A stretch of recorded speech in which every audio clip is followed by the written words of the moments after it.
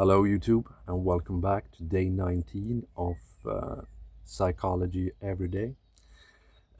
We've previously talked about how your actions can affect your attitude and how your feelings can affect your attitude as well.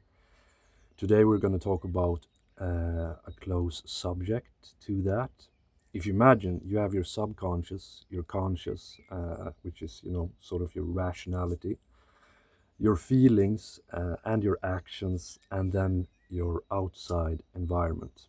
All of these affect each other in some way and they interact dynamically. One of the biggest studies in this book of 40 studies is the Conformity study, and it showed that when you put 10 people in a room and you try to they made a fake test basically where there was a certain amount of lines on the screen or whatever, and then they got to see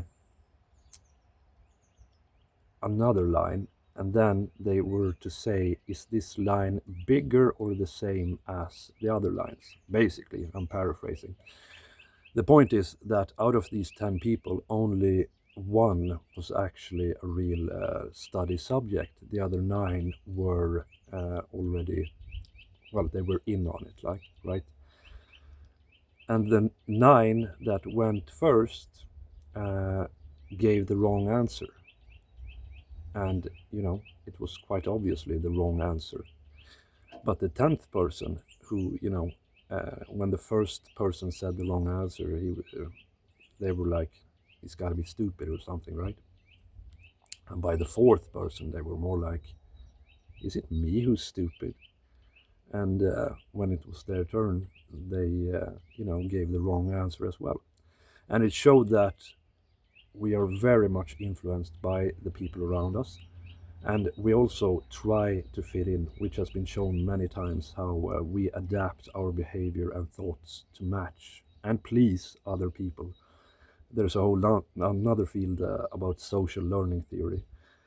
But basically, the problem is that we are so unaware of how we are influenced by other people. And a lot of people have this idea that they themselves is, an island, a rock, not affected by other people. And of course, some people are more like that. But it is very important to try and analyze and think about how other people affect you. In the field of social psychology, which talks a lot about this, there are so many big different studies that are very interesting.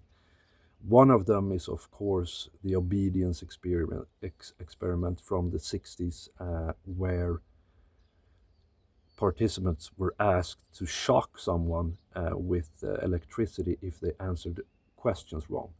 And again, it was, a setup basically, where the person who got shocked was in another room, but they didn't actually get shocked, but they screamed like as if they did. And they answered questions wrong so that the participants gave them lethal shocks. And of course, a lot of them were like, can we stop? I don't want to do this. But the administrator, who acted like, a researcher, white coat and everything, was like, please keep going, please keep going.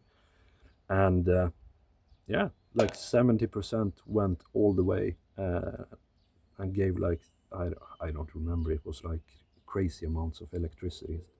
I think 95% gave lethal shocks. And what they wanted to see was how we are affected by perceived authority. This was, of course, after the Second World War, where they asked, how can people do this? But basically, most people will just do what an authority tells them to do. Almost everyone. And a lot of people are like, I wouldn't. Well, maybe you are that 1%, but we really need to be cautious about doing what we're told and doing what other people tells us. And I look forward to talking more about social psychology because it's a very fascinating subject. It always annoys me when I find that I don't have as much agency as I do. But of course, learning about these things is a good way to, get more agency and more control over yourself, and by identifying the things that influence you, and that will give you more mental freedom.